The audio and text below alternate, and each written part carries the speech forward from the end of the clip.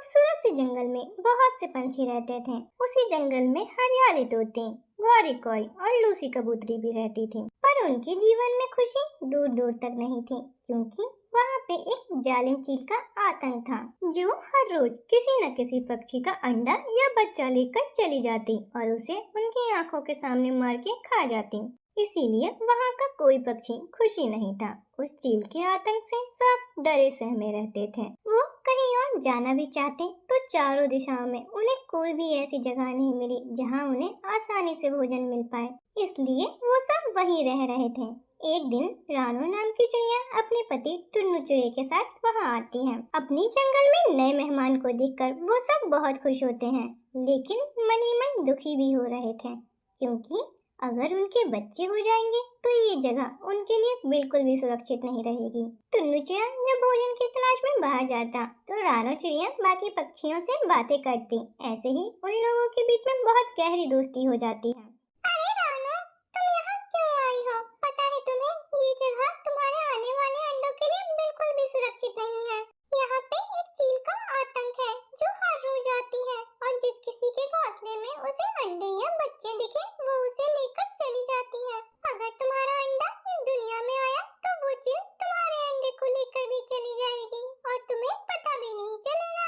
इसलिए मैं तो कहती हूँ तुम किसी सुरक्षित स्थान पर चली जाओ। रानो चिड़िया और गौरी कोई जब आपस में बातें कर रहे थे तभी हरियाली तोते भी वहाँ पहुँच जाती है। हाँ दोस्त, तुम्हारा यहाँ रहना खतरों से खाली नहीं। हमने तो अपने बच्चे खो दिए। हम जिस दर्द से गुजर रहे हैं, हम नहीं चाहते तुम भी उसी दर्द से गुजरो। इसीलिए तुम और किसी जगह पे चली जाओ। उन दोनों की बातें सुनकर तो रानो चिड़िया सोच में पड़ जाती है। सोचते सोचते वो अपने घोंसले में पहुंच जाती है। अगले दिन रानो चिड़िया घबराई हुई सी गौरी कोई के घोंसले पे पहुंचती है, पर वहाँ गौरी नहीं थी। फिर वो जल्दी से उड़कर हरियाली तोती के घोंसले में जाती है, पर वहाँ हरियाली भी नहीं थी। वो सोच में पड़ जाती है, हे भगवान, मैं अपने अंडे को वो जालिम चील से कैसे बचाऊं? क्या मेरा बच्चा इस दुनिया में कभी नहीं आ पाएगा? क्या मैं उसे देख भी नहीं पाऊंगी? मैंने तो आज ही अपने अंडे को जन्म दिया है। क्या मेरा बच्चा इस दुनिया में आने से पहले ही उस जालिम चील का शिकार बन जाएगा? तभी रानो को रोता देख नीलू चिड़िया उसके पास आती है। क्या हुआ दोस्त, तुम इतनी घबराई हुई क्यों हो? क्या बात है, बताओ मुझे। नीलू, मैंने आज ही एक अंडे को जन्म दिया है, लेकिन कल अपने दोस्त बता रहे थे यहाँ एक जालिम चील आती है। मुझे बहुत घबराहट सी हो रही है। मुझे अपने बच्चे को बचाना है। मुझे कुछ सलाह दो जिससे मेरा बच्चा इस दुनिया में आ सके। रानो, तुम अपने अंडे को बचाना चाहती हो तो अपने अंडे को कहीं छुपा के रखो। पर कहाँ? कैसे छुपाऊं? हम यहाँ से कहीं दूर चलते हैं। वहाँ पे पहाड़ी इलाका है, वहाँ पे और भी पंछियाँ रहती हैं। उन पंछियों के घोंसले में तुम्हारे अंडे को छुपा सकते हैं। उन पहाड़ियों के बीच कोई ऐसा घोंसला ढूंढते हैं जहाँ तक चील न पहुँच सके, और वहाँ पे जाकर तुम्हारे अंडे को रख देते हैं। तुम हर दिन जाकर अपने अंडे को देख सकती हो। हाँ नीलो, हम बिल्कुल ऐसा ही करेंगे। मेरे बच्चे की जान से बढ़कर मेरे लिए कुछ भी नहीं है। ये सोचकर रानो और नीलो अंडे को साथ में लिए पहाड़ी इलाके की तरफ उड़ने लगे। वो उस पहाड़ी इलाके में ऐसा घोंसला ढूंढ रहे थे जहाँ पे कोई न पहुँच सके। ऐसे में उन्हें एक खाली घोंसला दिखाई दिया। खाली घोंसला देखकर रानो चिड़िया ने अपना अंडा वहाँ पे रख दिया। उसने सोचा कि यह घोंसला बहुत पुराना हो चुका है, अब यहाँ पे कोई नहीं आएगा। ये जगह उसके अंडे के लिए बिल्कुल सुरक्षित रहेगी। ये सोचकर वो दोनों वहाँ से उड़ चले। जब वो उड़कर जा रहे थे, सामने से आती चील उन्हें दिखाई दी और वो दोनों चील के पीछे जाने लगे। चील ठीक उसी घोंसले के पास गई जहाँ पे रानो चिड़िया ने अपना अंडा रखा था। हे भगवान, मैंने ये क्या कर दिया? मैंने अपने ही हाथों अपने बच्चे को उस दुश्मन के हवाले कर दिया। मेरे बच्चे के मरने की वजह मैं ही हूँ। ये मैंने क्या कर दिया? रानो, मुझे नहीं पता था कि ऐसा कुछ होगा। मुझे माफ कर दो। ये घोंसला इस तरह से टूटा हुआ था।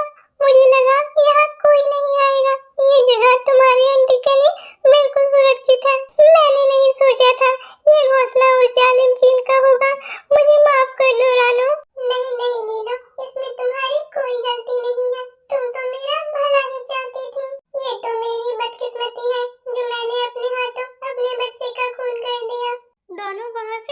जाती हैं। माही चील उस अंडे की तरफ गौर से देखे जा रही थी और कुछ ही देर में कहती है, अरे क्या इस अंडे को मैंने जन्म दिया है? मैंने कब दिया? पता नहीं, आजकल तो मुझे कुछ याद ही नहीं रहता।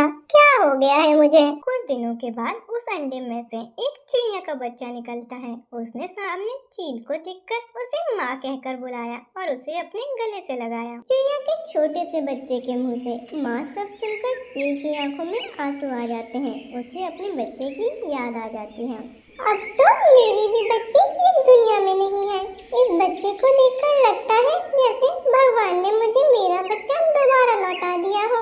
आज से मैं इस बच्चे की माँ हूँ। इतना कहकर चील उस बच्चे के लिए आहार की व्यवस्था करने लगे। उस बच्चे को खिलाया पिलाया करते और उसका अच्छे से ख्याल रखते। अब उस छोटे से बच्चे के पंख भी आ चुके थे। अब वो उड़ने लगी थी।